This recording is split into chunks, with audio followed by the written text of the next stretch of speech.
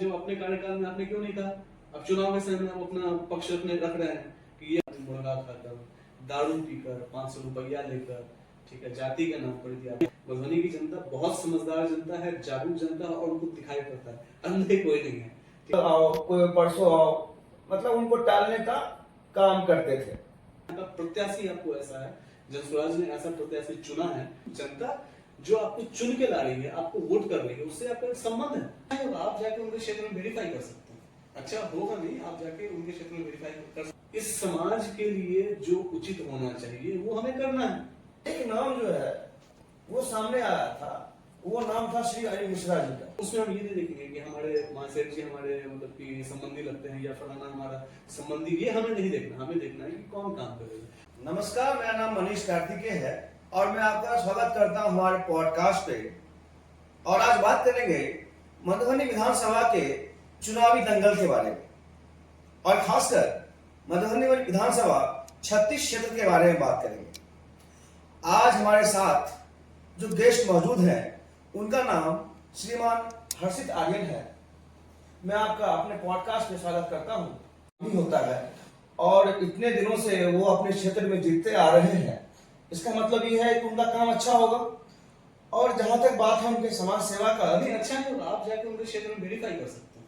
अच्छा होगा नहीं, आप जाके उनके क्षेत्र में वेरीफाई कर सकते हैं। और दूसरी बात कि लोगों के वोट करने का आधार जो है वो यही होना चाहिए कि जो काम करने वाला व्यक्ति हो और हमें पता है कि ये कर सकता है, उसका इतिहास हमारे सामने है, तो जब सूचनाएं हमारे सामने है तो उसका आधार हमारे सामने, तो हमें उसका फायदा उठाना चाहिए। तो इस बार अनिल मिश्रा को लोगों को वोट करना चाहिए, उनको ही जिताना चाहिए। मतदान में मैं चाहता हूँ, मैं अपील करता हूँ मधुबनी के जनता जनार्दन से कि आप सभी लोग बिल्कुल भारी मतों से विजय बनाएं, बिल्कुल भारी मतों से विजय बनाएं। मेरे कुछ मित्र हैं, वो ड्रामेटिक से जुड़े हुए हैं।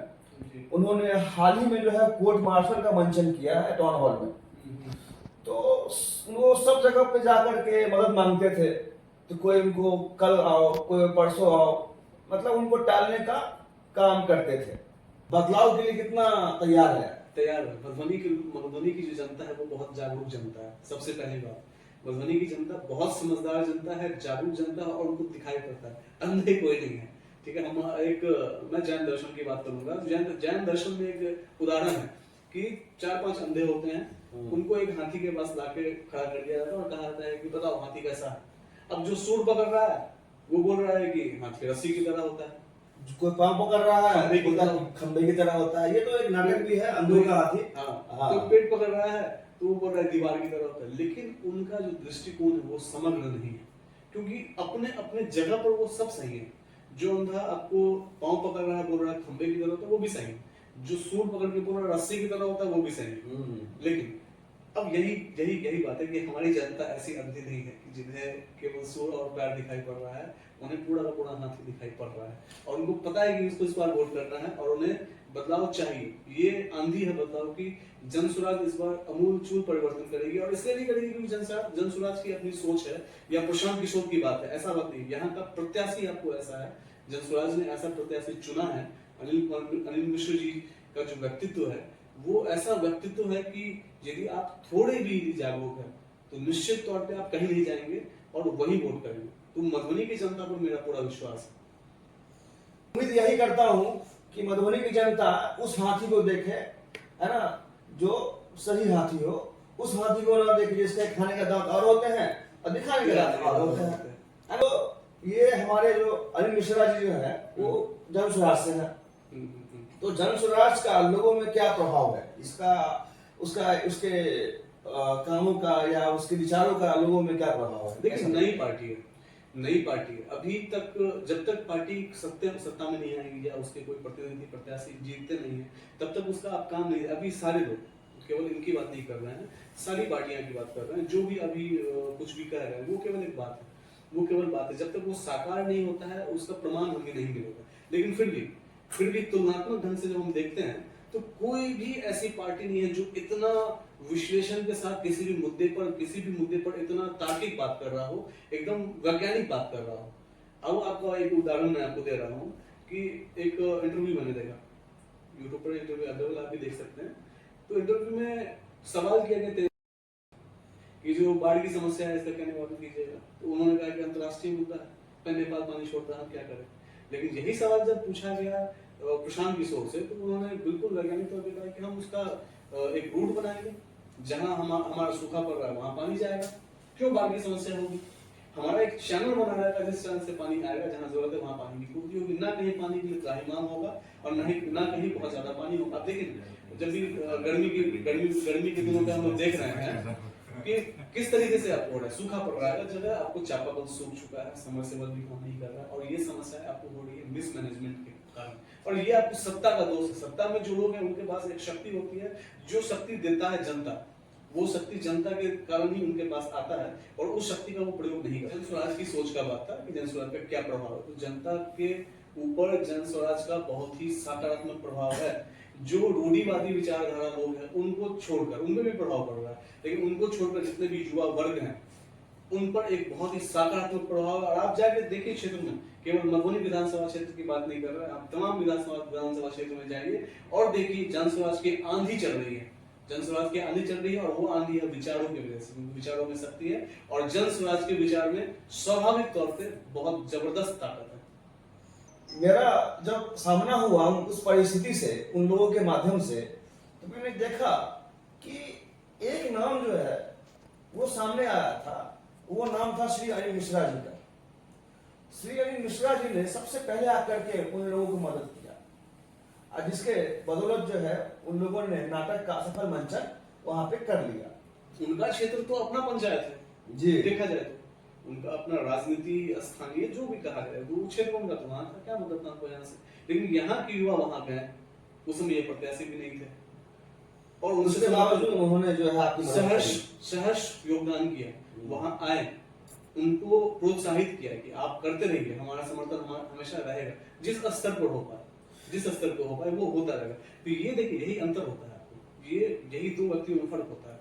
एक व्यक्ति चिल्ला रहा है, अब मान लीजिए कि अभी चुनाव का समय आया तो बरसाती मेढक बन के हम चार जगह खड़े हो जाएंगे, हमने ये योजना में ये किया, हमारे ये किया।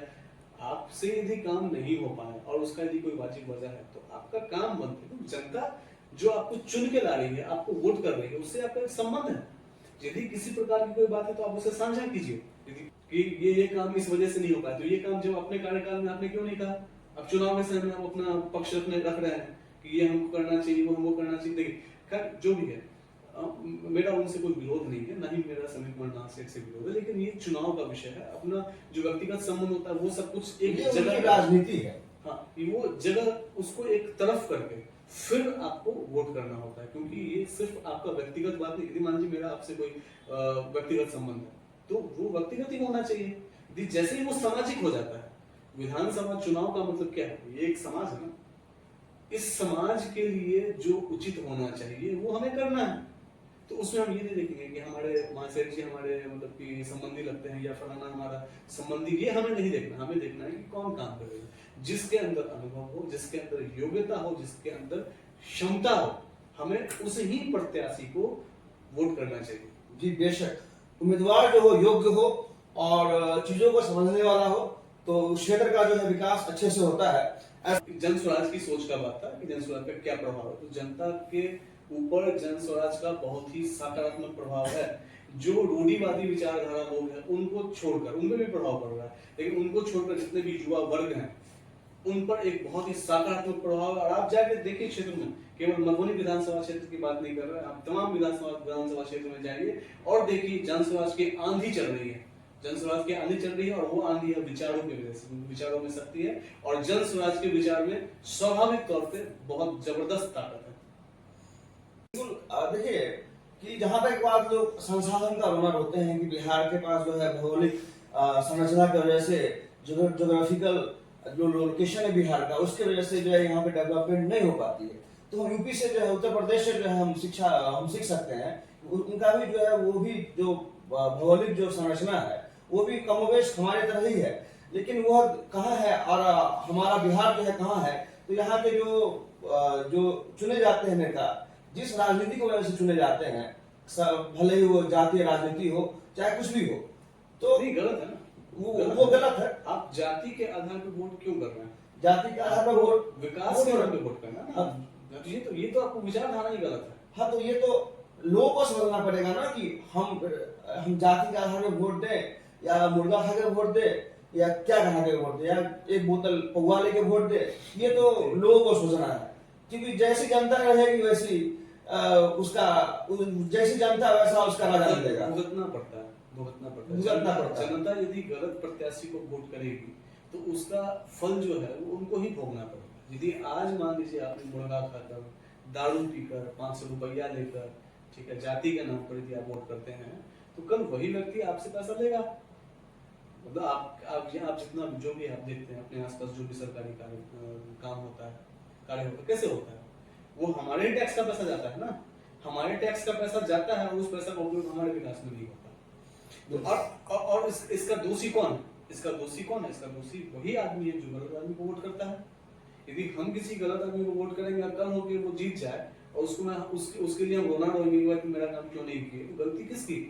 गलती जो बीज आज बोया जाएगा फल वही कल काटना पड़ेगा। ये एक नियम है, प्राकृतिक नियम है ये, और सर्वभौमिक नियम है जो होके रहता है। यह गलती कीजिएगा तो भुगतना। यह बात तो जनता जनार्दन को समझना पड़ेगा कि आप जिस मुद्दे पे वोट देंगे आपको उसका खामियाजा जो है भविष्य में जो है भुगतना पड़ेगा।